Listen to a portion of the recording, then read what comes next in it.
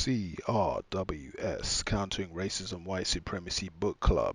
Like, share, subscribe, and comment below. Greetings, everyone. Welcome to CRWS, a decoding counter-racist review of Stanley Kubrick's Full Metal Jacket, and it's getting right into it. The day is so-called Memorial Day, May 29th, 2023. So this film is very loved and appreciated in the system of racism and white supremacy, and it is put the put together in a like thrilling, fascinating manner. I think it's an excellent film that demonstrates the nature of the Yurugu, of the white supremacists, of the white people who decide to dedicate themselves to the system of racism, white supremacy. This system is largely maintained by deception and violence.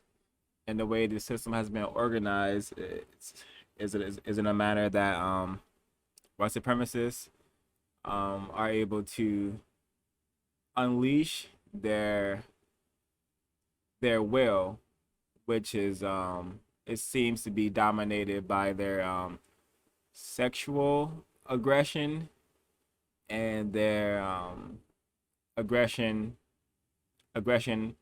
as a whole. And like throughout the film, like the focus is on throughout the film we hear like statements about their genitalia, their balls, numb nuts is thrown around throughout the whole film. And of course the film is very violent. But in the beginning of the film we get an example of how so-called military and the system as a whole breaks down people, psychologically programs them by diminishing their self-esteem, diminishing their energy, so it is able to build them up in their own image. This is what this is the whole boot camp is for. They break you down and build you up into what they want you to be. And in the film, so-called military, the aspect of the military known as the Marines, they want their participants to be killers. And this system of white supremacy, it definitely necessitates a lot of killing. In order to have lots of killing, there has to be a lot of people willing to kill. There's a lot of glorification of white terrorists. Charles Whitman, the University of Austin school shooter, he got a shout out, and so did Lee Harvey Oswald. He also got a shout out in this film. And this film, just films in general, allow us to dive into the psyche of the people who made the film. And I must suspect Stanley Kubrick of being a white supremacist for sure, because in the beginning scenes of the boot camp portions of the film, we hear the Sergeant Hartman. He says he does not. She said there's no racial bigotry in his Marine Corps, But right after that, literally right after that, we hear Sergeant Hartman you say nigger, gooks, wops, kikes. He says it all. Right after, if we don't want to racially if you don't want to racially be a bigot or whatever, then avoid using those words, Sergeant Hartman. And then in the same scene, he names a black male Snowball, and he also tells the black male, "You won't be getting any fried chicken or watermelon over here." So that's very overt practice of racism, white supremacy. So it just shows the hypocritical, contradictory nature of racist man and racist woman. They'll say one thing and then demonstrate something totally other, something else. So, and they've gotten us used to this. Their behavior, like we are told something, all right, we will, and then they'll do something totally opposite. And that contradiction is is obvious in the whole culture of racist man and racist woman. This film like kind of makes a joke about it, but it's not a joke. It's, to me, it's the truth. Like um Private Joker, he's wearing on his helmet born to kill, but at the same time he's wearing like a peace sign, you know, just the hypocrisy of the system, and also perhaps what the Europeans, the Urugu, have trained themselves to do so well, which is to compartmentalize their actions and their behaviors and their thoughts. So maybe they believe they can achieve peace, even though they are promoters of death and destruction. A very interesting. Sergeant Hartman says a bunch of interesting statements throughout the film. Very, very hilarious. White supremacist. Not going to lie, but he says his training, the Marine Corps, will make them ministers of death praying for war, and that is a testament to the religion of white supremacy and business of white supremacy, because he kept saying Marine Corps, but I don't know if he was saying Marine Corps or Marine Corps. Either way, it all means the same thing, that the Marine Corps, the military, the so-called government, they're all just components of the religion and business of racism, white supremacy, and this business promotes deception, death, and destruction. That's what this business is all about. But I'm gonna pause there, and we're gonna hear from some of the other participants on the panel.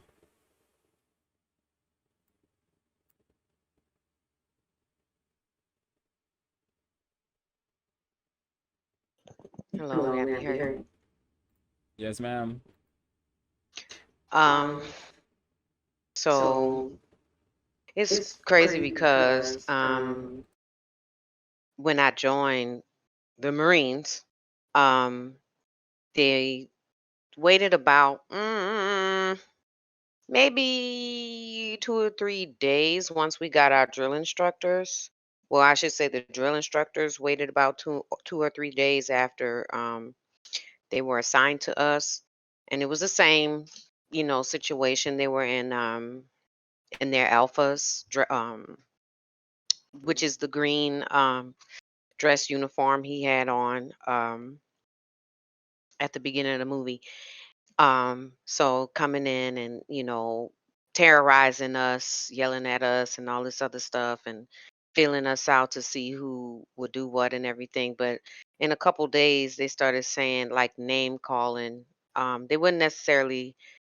They didn't say nigger, but they would say, "Where are my wetbacks?" And I was shocked by that because being from a place where there wasn't a lot of Mexicans at the time, New Orleans, Louisiana, I had to ask the non-white Hispanic female what that meant, And she was like, it's like a disrespectful way of calling a Mexican. And I said, well, why wetback? And she said, oh, because of how some of us had to get into America by crossing the river. We were called like other stuff like I'm gonna beg your pardon, cum dumpsters, um, some like other stuff I just can't recall, but cum dumpster stood out the most. I didn't get called that. They would say that in general about all of us when we were like in formation, but I was confused immediately by that, the name calling, because it was based on racism and the sexual stuff they were accusing us of, and they they had no way of knowing what we did before really. But then my notes from, there's no racism, but gonna name call everyone, uh, technically, except for the right people. Now, when he's standing there, giving people their names and everything,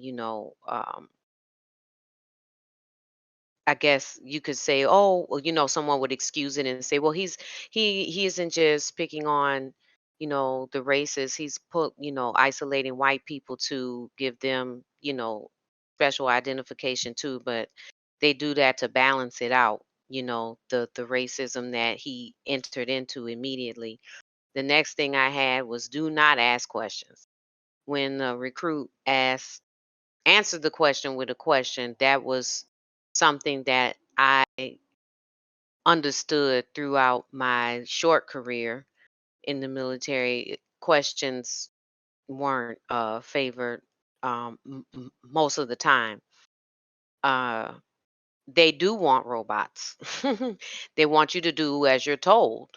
Um, but they also want a person to think in a autonomous way as well, if it benefits the system. You understand? So you can do something, or what they call use I can't it was almost there. Uh when you initiate something on your own, you can initiate something on your own only if the outcome makes fortifies the system and the oppression that you are inevitably, and I think everyone at some point in time in the military that I was with came to a reality of at least asking, like, what are we really doing? You know? The drilling. It used to kind of drive me nuts when I was in boot camp and even after, because they call cadence while you're exercising in order to help you breathe and run, you know, give you some stamina. But it always sounded like Nordic. When I hear like it, like real, I'm not trying to be funny, but it was real guttural and like yodeling, and it used to drive me nuts.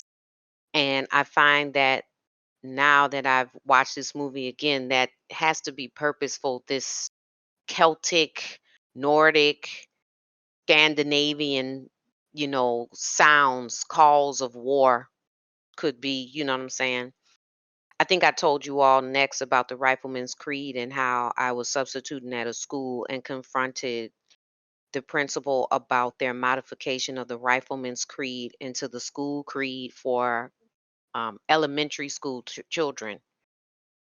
And she immediately buttressed my advisement, saying, well, I didn't come up with that. Somebody else came up with that. That person being, ironically, a former sailor. He wasn't even in the Marines. He was a Navy, maybe a corpsman. I'm not sure. And then sleeping with rifles. That is not what my experience was. I cannot tell you what happens in the male platoons. Obviously, I'm not a, well, It's 2023. I'm not a male. I identify as what I was born, which is a woman. So I was in a woman's platoon, and we had, once we received our rifles, when we weren't cleaning them, when we weren't drilling with them, and when we weren't shooting them, they were locked away immediately as soon as we got in the squad bay. And so rifle watch, our um, situation wouldn't have been where someone was able to not only unsecure the rifle, but then have um, what do you call it, live rounds. And so there was a very terroristic way, and tell me if I'm taking too long. There was a very terroristic way that they ensured that there were no live rounds. What they did once we were during our week, rifle week at the, to qualify, um, they would have us come in, um, and they would shake us out. They would have us strip down to whatever we had on, underwear. Obviously, we had to have on underwear, and then they would make us shake that out in front of them. And then the next step was they literally did what the drill instructor did, but to like a worse degree. They would just go around overturning our foot lockers and just kick our stuff around. Just kick it around, throw it, kick it, like we were being raided or swatted, and they were looking for rounds, but they were also keeping us in check. You know what I'm saying? So if you thought about taking some rounds, I guess it left you quick. I didn't think about it for a moment. PT, I felt bad for Private Powell because to a degree I was like Private Powell. I had to adapt um, by training myself outside of the time that we were given physical training. I had to do extra stuff on my own because I realized like I didn't actually have the that that ability, like that climbing and all this stuff. That's not what I did growing up. You know what I'm saying? And I didn't really get that much training during the delayed entry process. So I had to really strengthen my upper body, do a lot more work for to be able to run within the time that they allotted to us. And it's like, honestly, if you want a real elite person from the start, like boot camp, I'm not saying I agree with conflict combat, but it should be way longer than what it was. But then I understand why it was so short, because it's really, really a weeding process. And they're also like, it's like this big, like long uh orientation, and whatever you're supposed to get next, you'll get next once you move on from there. But I feel like that it kind of sets you up in a way to get ostracized if you're not physically trained before you go. Killer instincts was the next thing. A lot of people I joined with, and people I met after, definitely had killer instincts. I'm not sure how they got it. I do understand psychopathy to a little, a functional degree. That's something you're born with, and sociopathy is something you're developed. So I don't know which one these people had, but they fared out. Well, I shouldn't say woo woo woo cowbell. They ended up succeeding more so in the military than I did, for sure. I ended up getting out, and they're probably still in from the child hall. I was made to become rack mates with a white female that not only stole from the chow hall, but she was caught on rifle watch writing a letter home, and she called the black female drill instructor a bitch. So not only did, whenever that white female, whenever she did something to get in trouble, like, she would have to so-called, what they say, pay for it. I would have to pay for it too. They'd be like, "Who's your rack mate?" Oh, Private Irie. Okay, Private Irie, you get down here. You got to do 500 sit ups too. You got to hold your rifle out until your arms fall off too. So she ended up stealing from the child hall. She got caught, and so she did it again. And then she asked me to like help her. She was like, "Aren't you hungry?" And I was hungry because we had to take out the trash one night. She was like, "Aren't you hungry?" She was crying. I'm like, "Look, I'm stuck with you until however long. I'm just trying to get through this. I'm not trying to get popped out here eating no food that we're not supposed to have." I said Private Pile was gay. I'ma hurry up and speed this up. I caught I caught more stuff, but I ended my notes here. When the lady of the evening walked up to them and offered them sex, and then the people stole the camera. When he ran off, that billboard was interesting to me. It said high nose, which to me, if you just insert a P, it would be hypnose, then 33. And I paid attention to that because I wasn't sure why 33 would be there. And then there was looked like a smiling Negro on top or in the billboard too. But then I think I'm correct because how does the movie end with the 33? It ends with them singing the Mickey Mouse theme, and everyone knows by now Walt Disney was a 33rd degree Mason. And I'll mute.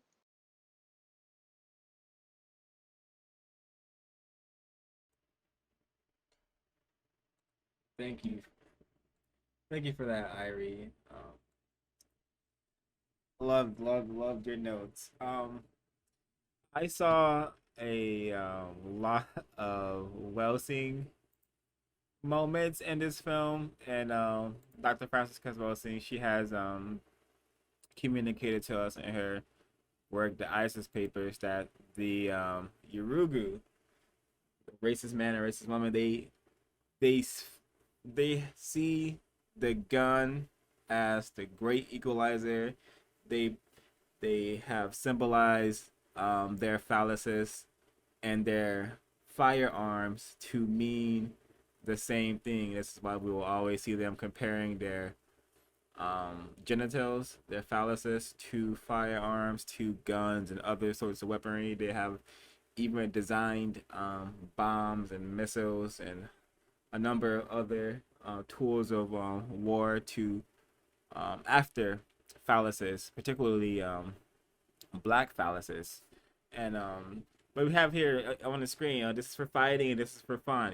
There's always that connection between the gun and the phalluses, because the racist man and racist woman, people who call themselves white and have conquered the planet due to them being a minority group of people fearing genetic annihilation, they have compensated for that reality, the reality that they are in fear of dying out, being killed out, whatever the fear is. I can't place it, but they have compensated for their fear, their insanity, by producing guns and then putting it in their minds that my phallus is my gun. This is why we hear things like "son of a gun" and whatnot.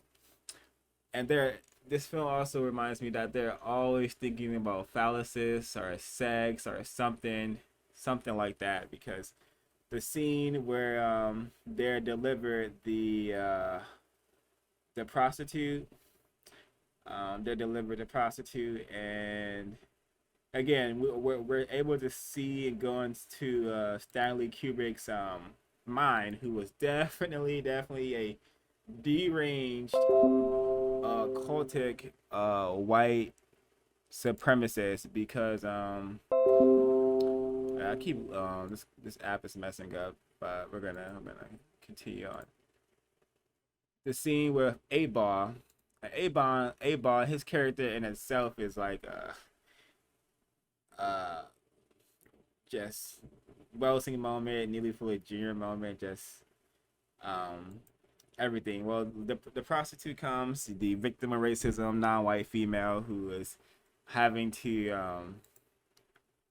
prostitute during this conflict. they make a big deal about A-Ball's phallus being too big. She's like, no, it's too buku, too big, basically. And then this is what and I hear statements like this all the time from my dive classmates. They mention like black males having giant phalluses, and this is a very stereotypical statement that is thrown out very, very often, that black males have giant phalluses, and I think that is just echoing the fear and the derangement in the white mind that the black males are they pose the greatest threat to white genetic annihilation because we possess the most color in our bodies, and A-Ball is a black male. So they make a big deal about this, and then in A-Ball's name, A-Ball is a black ball, so he's basically like named after a black ball,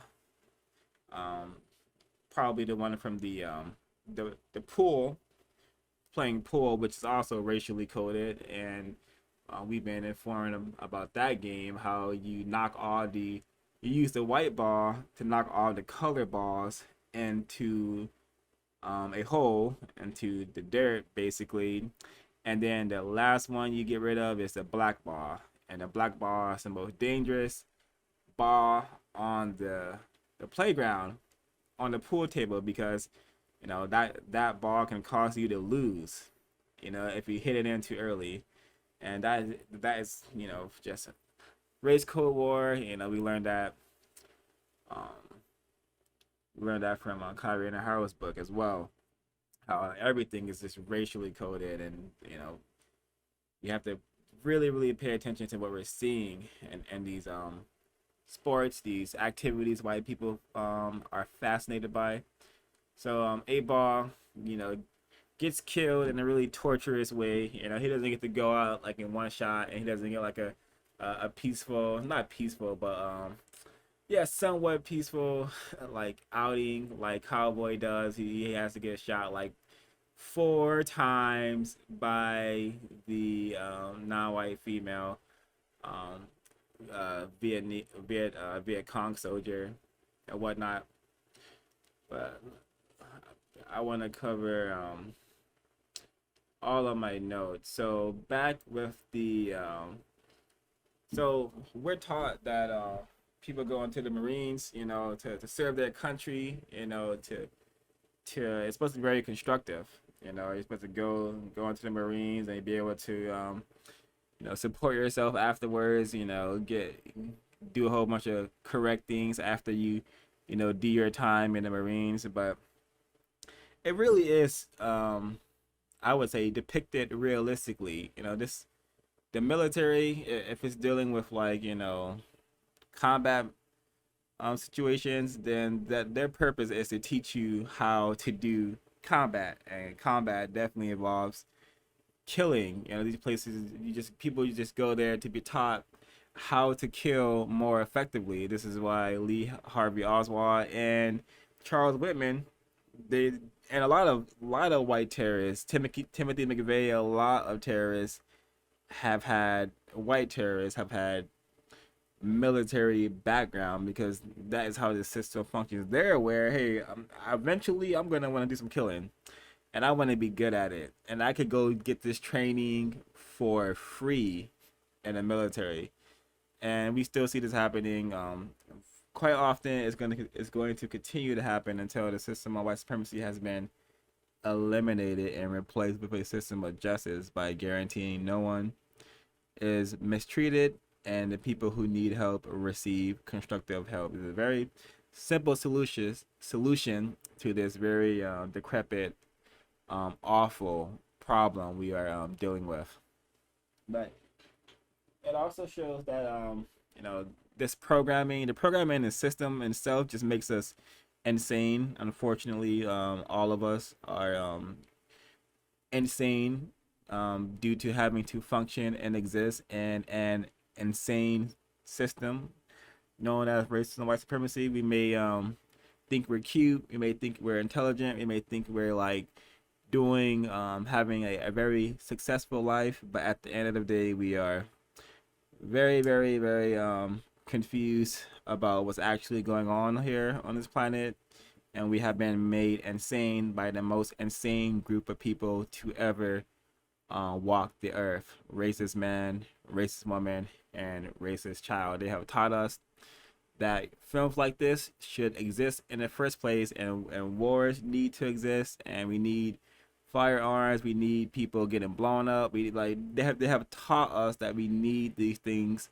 on the planet, and we are quite complacent, and these most of us are very, I won't say all, but most of us are very complacent, and things staying this way forever till infinity and beyond. But fortunately, the creator has given many of us the will to correct and solve this problem, and it shall be done.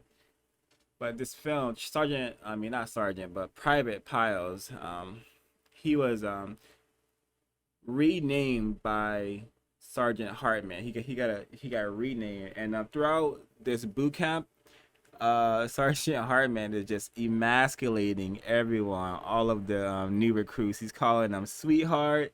He's calling them ladies for the most of it, and that's another part of the white psyche, how they have to just all about domination and control, and that takes form, and that takes form in the way of name calling, belittling, turning something into something else. They made the black male became Snowball. He became like a white thing, basically. Leonard became Gomer Piles. I don't know what that means, but I'm sure it has some occult ramifications behind it. And then he slowly becomes more insane, because he's already insane to begin with, and then he becomes more insane, and he eventually is driven to sacrifice one of his to sacrifice a white supremacist, and that happens a lot in war. It's happening a lot right now with the whole Russian and Ukraine situation. White people are often sacrificed to continue the system of racism and white supremacy. It does not mean that racism is getting eliminated. It does not mean that those people were not racist who are dying. It just means that they were a white sacrifice, a necessary loss in order to keep the business of racism, white supremacy continuing.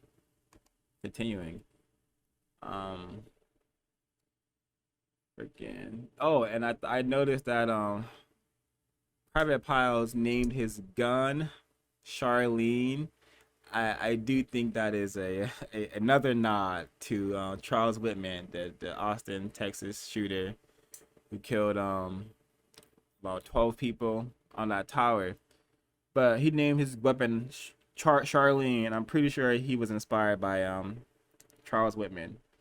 So I definitely caught that.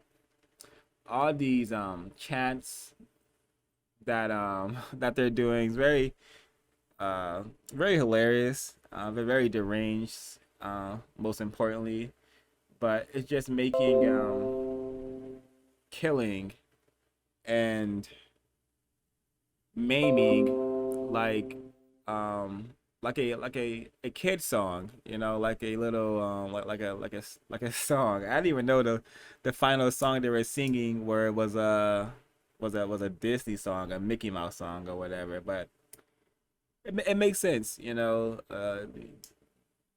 all things, most things, if not all things, like in the form of entertainment, corporations, they all are doing the same thing, maintaining and continuing the system of racism, white supremacy. Disneyland is awful. It's also an awful war zone that has retarded and maimed many minds and bodies to a extremely pitiful degree, and just like what happens in so-called war, people get maimed, they get they get obliterated, and Disney has obliterated many minds. So they go to yeah that was a bit long-winded, but yeah, people do not go to the military to become like better people. They like what happened in the film. They're there to become killers, to be taught how to kill. Explosive experts. And they want those skills, and a lot of times they want to use those skills to harm people, not to help them. I don't even know if there's a military branch dedicated just to helping people solve their problems. I don't think such a branch exists at all. So yeah, I'm gonna pause there. Hopefully you hear from wait, actually no, one more thing I had there's they when they're like running and singing, Sergeant Hartman does a little the quip about the Eskimo, like Eskimo just raping Eskimo females. Basically, he called it sex, but no such thing as sex between a white and non-white person under the system of white supremacy. That is always rape. But he says like Eskimo just said, I don't want to repeat it because it's very vulgar, but it's like a chant about Eskimos and their genitalia and how it's cold and feels good, tastes good, and that's just another hand to the cannibalistic nature of racist man and racist woman. Also that their minds are always on sex or and aggression. Very telling. Very telling. Yeah, that's all I have to say for now. I'm gonna chime out. Hopefully, hear from other panelists, hosts.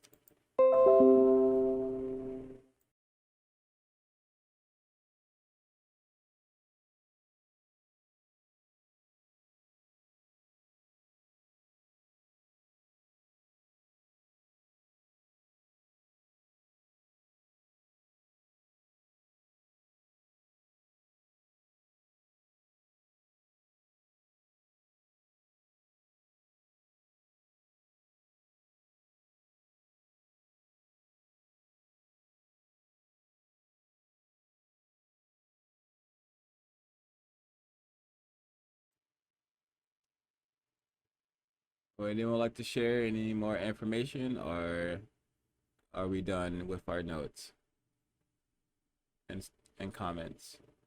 Hello? Okay, I don't know why it didn't work. I want to add something real quick. Um, I think it's not a branch of the military, it's a branch of government. The way they express their goodwill, suspected racists, is through the so-called Peace Corps and AmeriCorps continentally, domestically here. But Peace Corps would be the so-called branch, for lack of a better word, that you seeking. And then the other thing I forgot to mention about the old Corps, they would say that a lot when I was in, and that's what that soap beating represented when assault was allowed in the military openly, assault and also racism. And people would say a lot, I wish this was the old Corps because we would do this or this would happen or that wouldn't happen in the old Corps, blah blah blah blah blah.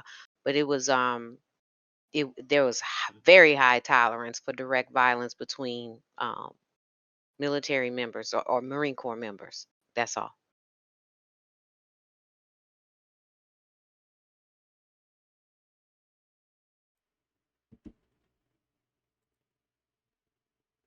Yeah, I've heard of yeah, I've heard of the Peace Corps, and I've heard more about the Peace Corps and their incorrect behavior. Um, I found an article right here from Time Magazine. Says Peace Corps report says 1 in 5 volunteers in the report said they were sexually assaulted. Let me see this. Peace Corps report says 1 in 5 volunteers are sexually assaulted.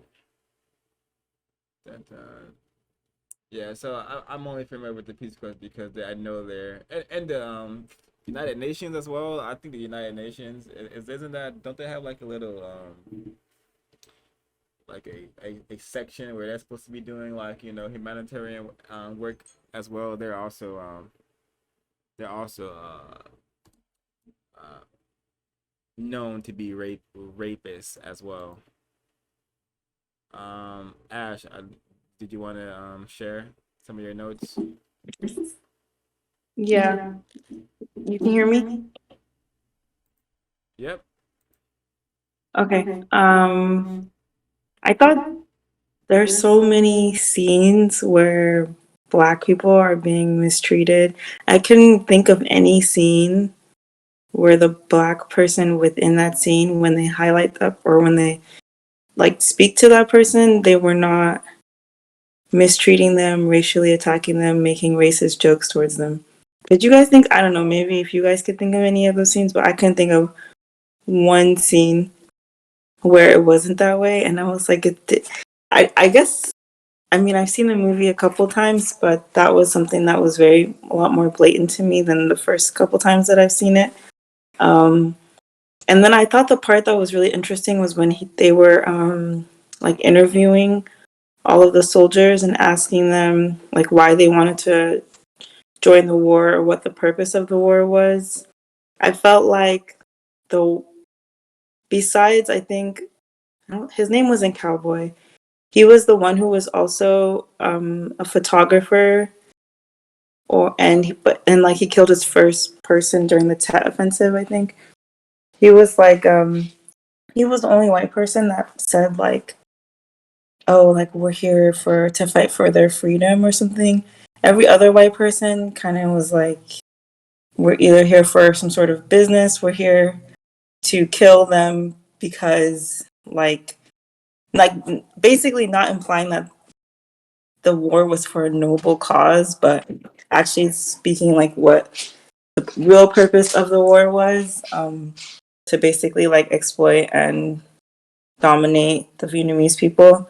So I thought that was interesting. And then the Black people were like, the two Black characters were like, oh, like I think Eight Ball, um,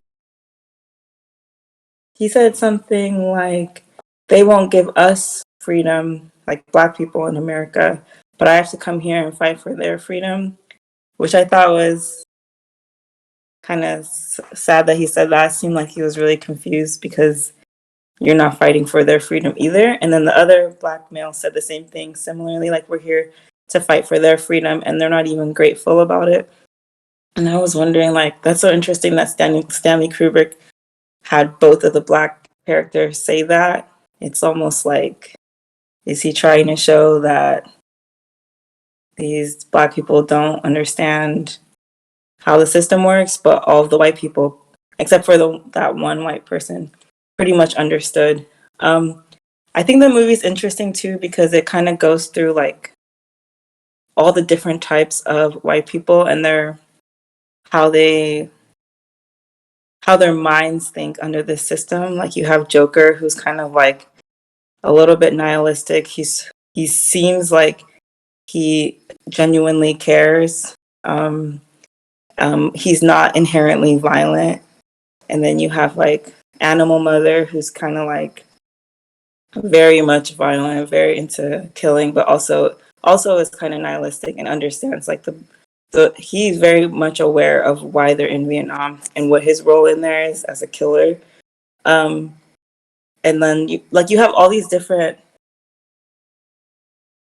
people who practice white supremacy in different ways, But then I liked the ending scene because they're all like marching and they're singing like a Mickey Mouse Clubhouse song. It just makes me feel like no matter how much they like deviate from in the ways that they practice white supremacy, like from their childhood, it's been ingrained in them. And like how like Dr. Francis Cross Wilson has like the unified theory. It's like in that scene, it's like the unified white supremacists. Like no matter how the different ways that they practice it, it all comes back to like they're all still practicing white supremacy. And I think like it's interesting to see Joker because he's like on the fence, but ultimately like once he so quote unquote like mercy kills, if that's what you want to call it, the Vietnamese sniper, he's like, oh, I know what team I'm on. Like I'm not on the fence about it. I'm not like gonna half be in it, half not. So I thought that was interesting.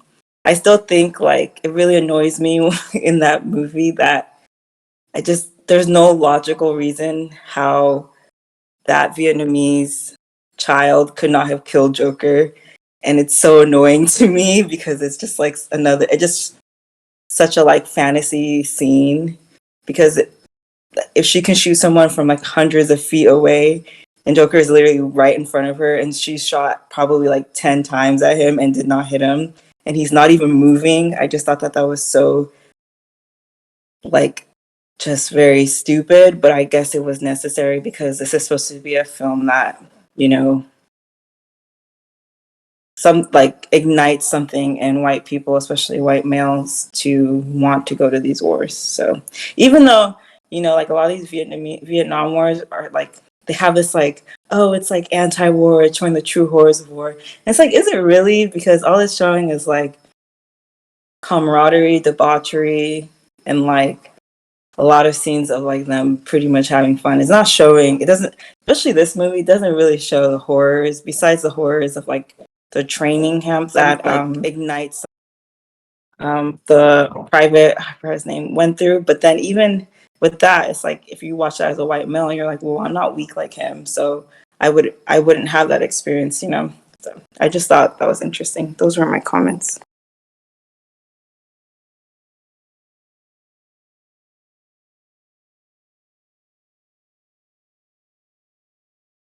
I've always noticed, I always noticed the like black males being like super mistreated, just racially attacked in this film, but I did not notice how like docile they were to it.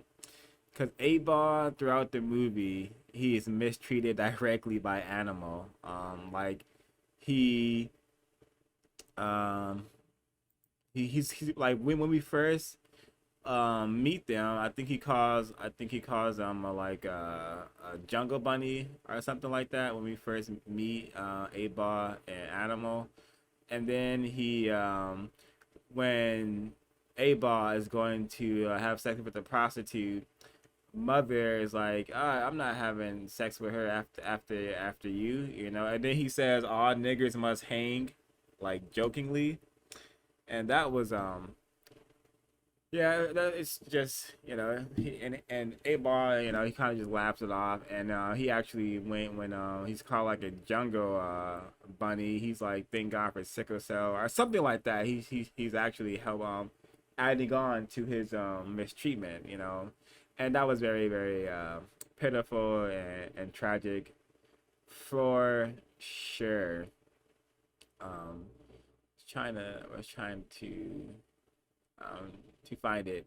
And yes, definitely different, like the various different archetypes of white people and their derangement and whatnot. Like especially this scene right here, with the get some guy who just, you know, just mowing them down, like just killing whoever and whatever he sees. And yeah, this is an excellent look into the nature of people we are dealing with. Hey, you know, they have no qualms about killing, about removing existence from this planet if it serves their even if it doesn't serve their goals. And they'll do it for fun, but mostly even that serves their goal and their religion of racism, white supremacy, from my observations and whatnot.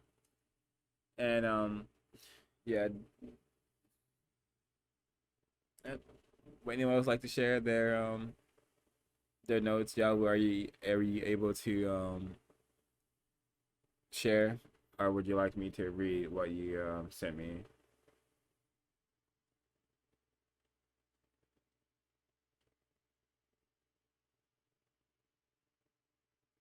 You can read it. Are you not If you able to? could. Are you? Yeah, I can, but are you busy? Are you in a noisy environment? Noisy environment. Copy. So this is from Mr. Yahoo. The idea you are nothing without your rifle. Military cadence used to program instruction through distraction. Body being stressed while repeating phrases. How killers are produced through mental, physical stress. Takeaway reward system, homo eroticism, and white militaristic system seem to create social bonds, sexual jokes, and references used to shame and so-called bully. Whites are the biggest bullies, lesser incompetent whites and non-whites. Sexual aggression, with Private Pile represents the soldier, anti-sex suspects becomes a killer in civilian life. Joseph G. Christopher, Timothy McVeigh, 4 months in the Persian War. He lacked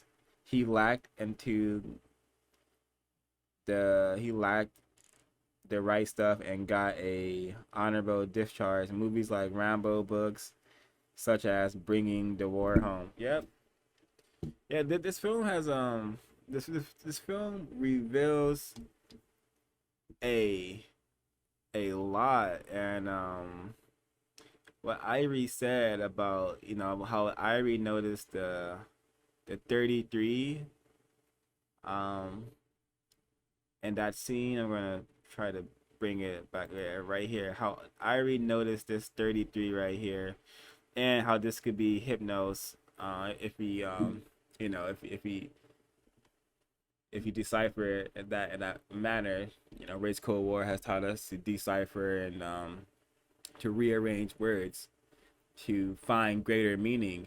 So we got the 33, and then we got the Mickey Mouse song at the end. And the ends of films are supposed to be very, very telling and important. But this is why I personally call this system the occult system of racism, white supremacy. Like, when white people kill each other and kill non-white people way more than they kill each other. Now these are rituals taking place. They are done for the purpose for their religion, to make themselves and their system stronger. These people understand minds, spirits, and the soul greatly, I suspect, and they understand that, hey, you need terror, and you need a very, very confused mind, a combination of the two, a terrorized, terrified, confused mind, and that has to be the entire planet, an entire population of non-white people. Most of them have to be in this state: terrified, terrorized, and confused. And they've learned that, hey, killing, that gets the job done. Not just regular killing. No, we're gonna impale this person. We're gonna impale this person through the anus, and the pole is gonna come out of his mouth or something, like Vlad the Impaler style. Or we're gonna tie this Negro onto a pickup truck and drag him for like 50 feet, until all his limbs fall off, James Byrd style, you know.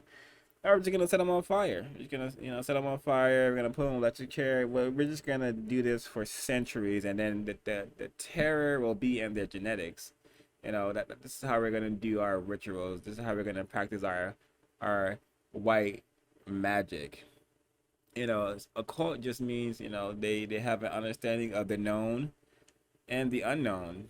The things that we can and cannot see. And these white supremacists, and these people can only be white. These white people, they have taken all of the knowledge and information from the ancient blacks, and they have used it to create this vile system of racism, white supremacy, and what Ash said, the unified field theory. If you think it's if you turn, I don't have the isolator with me right now, but if you turn to that, I think it's chapter 3 maybe, where all those dots that look, like they're not connected, kind of spread out, not even touching each other. But if you follow those dots to the core, to the root, it all leads to the same thing. We got a film about war, a war film. Why are they singing Mickey Mouse songs in a war film? Stanley Kubrick, he's known to be a very occultic filmmaker, eyes wide shut. That's The Shining. There's a lot of imagery in his films that reveal a lot, and in the way that he makes his film, he's very much he puts his actors, actresses, in a lot of under a lot of stress, and because he himself understands white magic, and how you can use one's energies for your gain. I don't no need to delve too far and into this. Let me see if I have any more notes that I wrote down.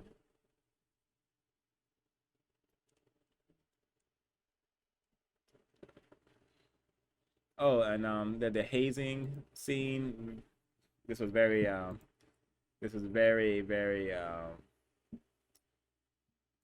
telling scene. Example of another example of I would say white sacrifice. And I think I already said like the old core. I'm pretty sure stuff like this still goes on. I'm positive stuff like this probably still goes on. We do have this thing called Fort Hood, where like recruits and military participants just keep ending up dead over in Fort Hood. So I'm sure that's a reflection of the military still being the military, a terror camp used to produce killers and deranged people who are going to go over to the desert or go over to somewhere and harm non-white people, for the system of white supremacy, because that's what it's here for, you know.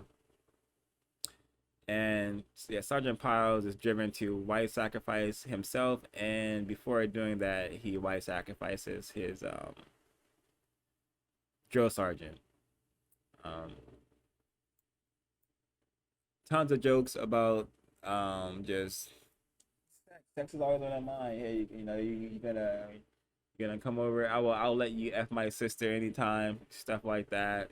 Just the vulgarity of racist man and racist woman. Um, oh, and this scene right here with this guy, the news guy, and there's Snoopy right there. I just I didn't catch that the first time, but he's there for a reason. I can't put my finger on it yet, but this person, like this scene, is an awesome example of how racists, if they want to be, are so clever with their words. And he's like, first, something about evacuees. They're not evacuees. They're refugees. And then he's like, call them. We're not doing seek and destroy. We're not calling it what it is anymore. Seek and destroy. We're gonna call it clear and sweep. It sounds better that way. We're able to deceive more people if we use that combination of words, clear and sweep, instead of seek and destroy. Go Can ahead, I Irie. Yeah, interrupt you real yeah. quick? Please do. Yeah. Tell me if I'm wrong. To snoop is to look ultimately, right? Yep. Correct. Okay. Let's change Snoop to look. Look first, go last. I don't know what he's supposed to be saying there, but that's what I'm guessing now that you said. If Snoopy's there in front of the word first, look first to go last, to, and then something else.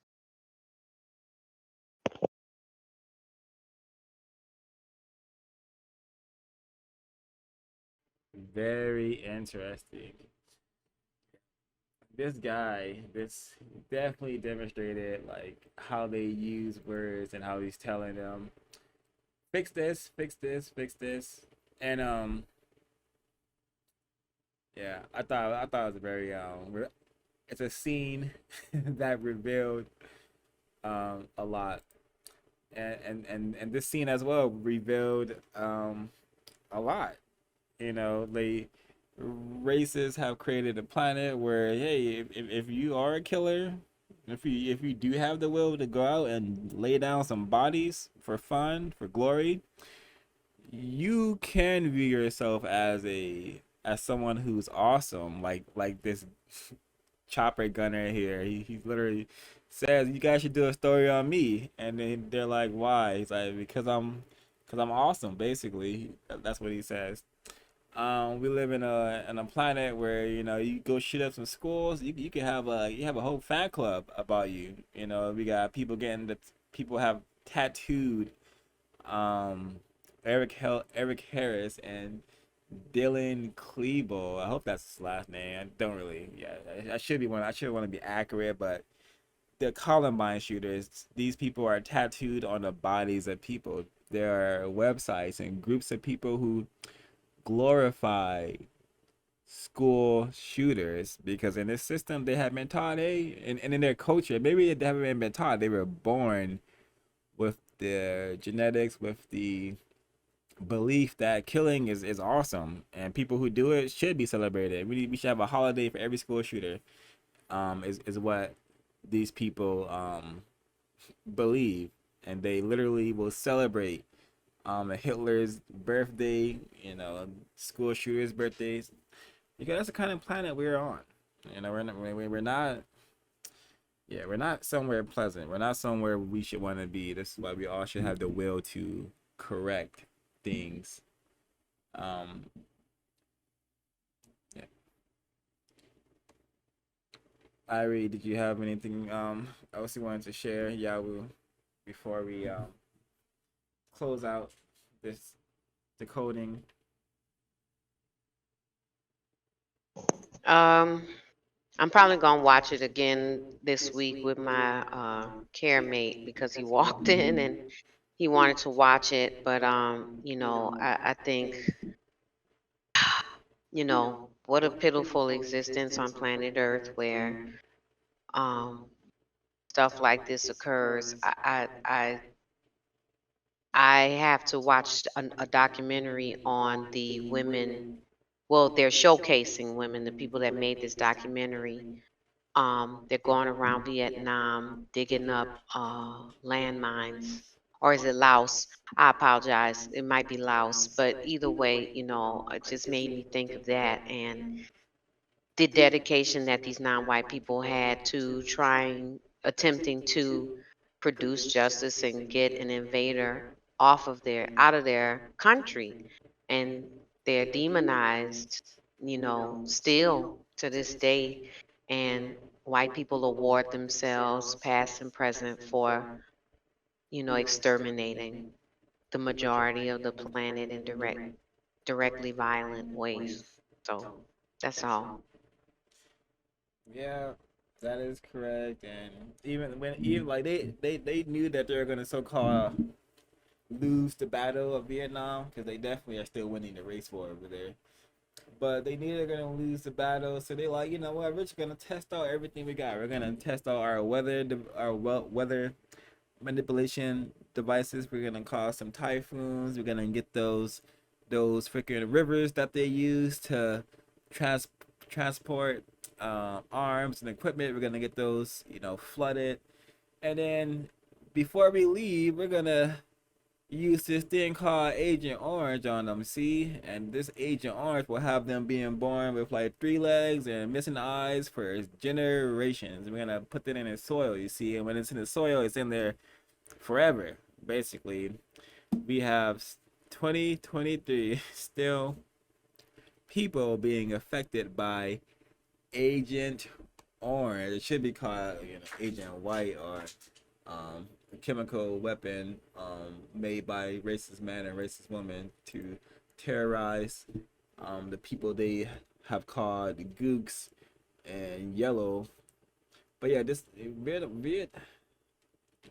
Vietnam War ended freaking April 30th, 1975. Started in 1955. So a very, very long battle. And we're now freaking, what year are we in? 2023. That's the year we are in right now. So let me see. 48 years ago, and the remnants of the terror white people unleashed in the Vietnam War is still being felt by those people. And that is just a testament to the evilness, the depravity of the system of white supremacy. They nuked the Japanese twice, just obliterated their minds. They still don't know what hit them is seeing. They're over there making a bunch of cartoons and comic books and robots to have sex with, instead of eliminating the problem of white supremacy. So their minds are still gone ever since they were like totally obliterated during World War II. And the Vietnamese are still dealing with the effects of Agent Orange.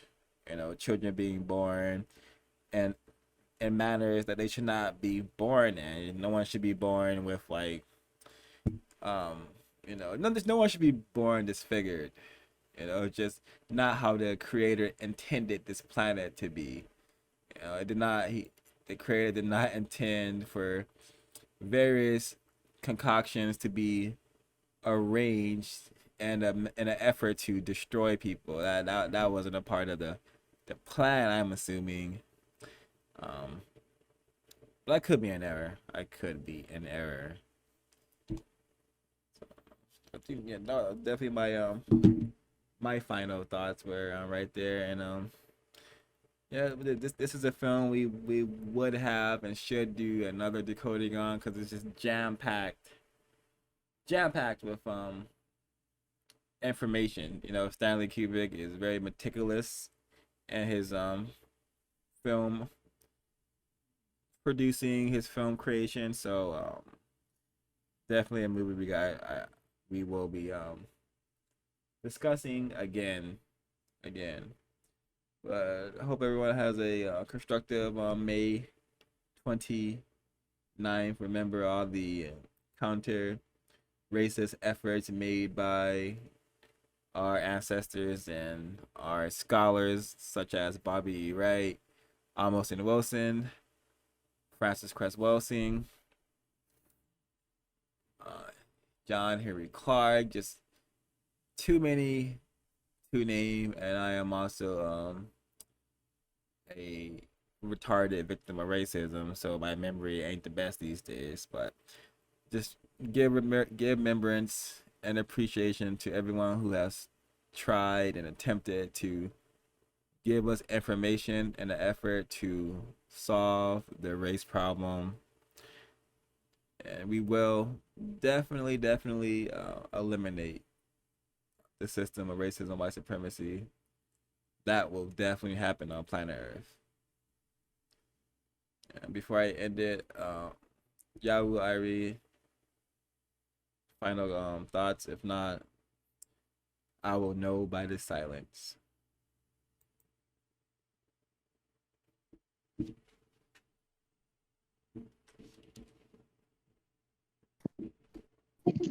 Can I be heard?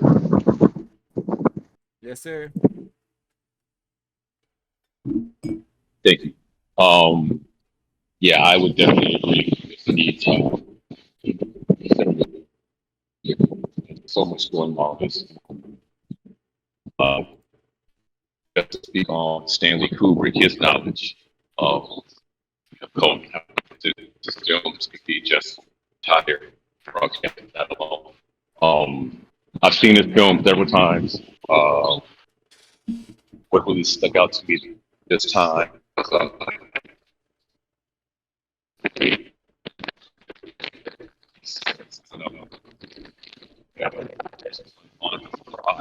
that was able to say that they killed somebody. Um, I found that was a very profound statement. Wonder how many that that's about the Southern white really feel like that.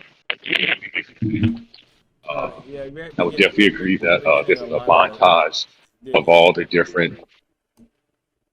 yeah, you were breaking up a lot earlier. It's Is it background noise? now it's just like staticky, like you have a poor connection, but it's better now. Is it clear? No, it's like unintelligible.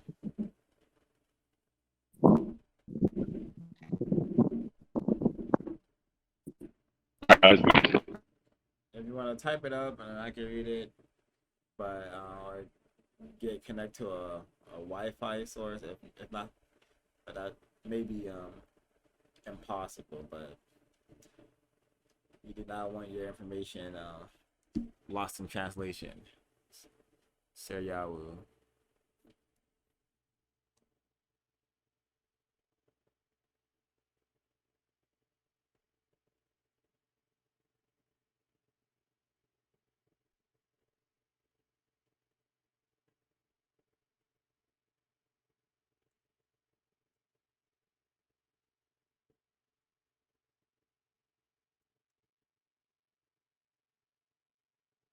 I'm gonna give Yawu like a minute to send me something. I was not able to confirm if he's gonna send me his notes. And give that 1 minute, and then we will close out. When is the next time you want to stream? I was just gonna ask that. Um, Stream like decode like I do a decode a movie or just in general. Yeah, Dakota movie. Um,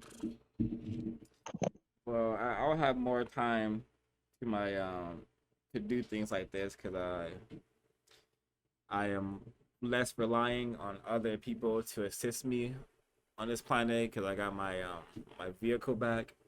So me, you can definitely I'm available later today for another decoding, and I'm available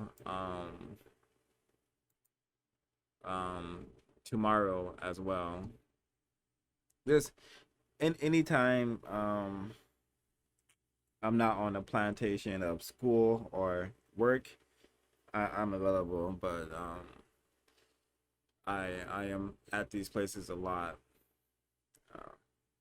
Let me know about later today. Tomorrow, I'm gonna be helping my mother. So, okay. Later today is definitely a possibility, especially if what I'm supposed to be doing doesn't occur. Then I would love to do another decoding, um, for sure. Do you have a film in mind?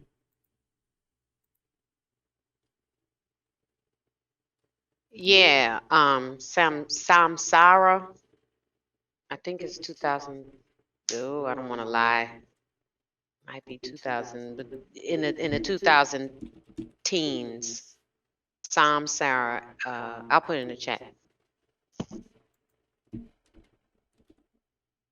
Um, is this with like a some sort of like guy in a some monk situation? It's like Asian. Sam Sara, 2001. Okay. Yeah. So there's monks in it, but it's throughout the planet. They go two Yeah, white filmographers. Yeah, go all yeah, over. Yeah, I'm down. With Sean Koo and Christy Chung. Um, I don't know the people filmed their names specifically. Let me see if I could get a trailer. But because honestly, there's no actors. Nobody, no one talks. Or no one's filmed talking. Okay. Yeah, so you have to go by what you see and also go off of your, I guess you would call it, frame of reference in order to come to conclusions. So Gotcha. I'm a find the trailer because samsara is a word that's used throughout Southeast Asia because it's a spiritual. You know how nirvana, Yeah. so samsara would be another Vedic term. Yeah. So I guess there's another movie out there too. Okay, gotcha. So we lost. Yeah. Hopefully, y'all will could chime in at the next ones. Always very unfortunate when we have participants with information to share, but the powers that be and their lame environment have caused these communication delays and whatnot. But we'll definitely decode this film again. And I did not take as many notes as I would have liked to. I was just enjoying the film like a maniac too much. So next time I'll be a little more serious about decoding this film. But we're gonna thank you people who tuned in, who will be tuning in the future. CRWS is signing out. You are alive. Oops. I should have this set up before I start these things, but You are alive. No. I exist.